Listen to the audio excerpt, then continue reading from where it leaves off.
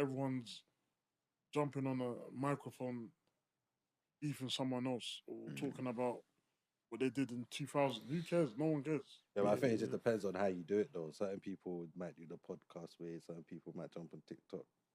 Like, there's different avenues now, in a way, for you to not just have to be podcasting.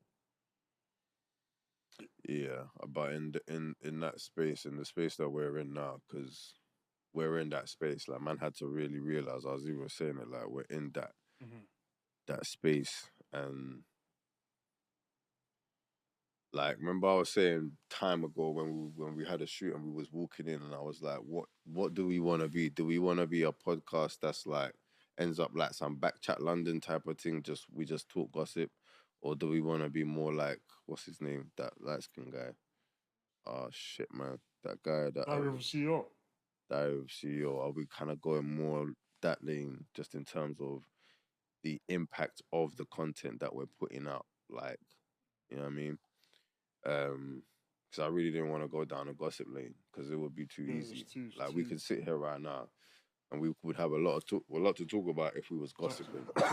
You know, if we was talking about talk like on next man's business, that's not masculine, man. Or even just like, you know how shit happens on the roads, right? And people will talk about it on a podcast, like, you know what I'm saying? And then we come on here like, oh, did you hear what happened with so and so and so and so? And then we start getting into it, like, you know what I'm saying? It's like some people's shows pop off because of that, because they can throw up captions and they got the names and the, you know what I mean? Because they're chatting shit and it's all happens, you know what I'm saying? But I don't want to do that lane, you know what I'm saying? It's like, man, I had to really think about it, like, when people look at your channel, like when the thing actually starts going somewhere and starts 100%. Propelling, when people look back at your channel and think, have these lot stayed consistent in the kind of content they've put out, or did they have to change somewhere down the line for people to start feeling them and shit? You know what I'm saying?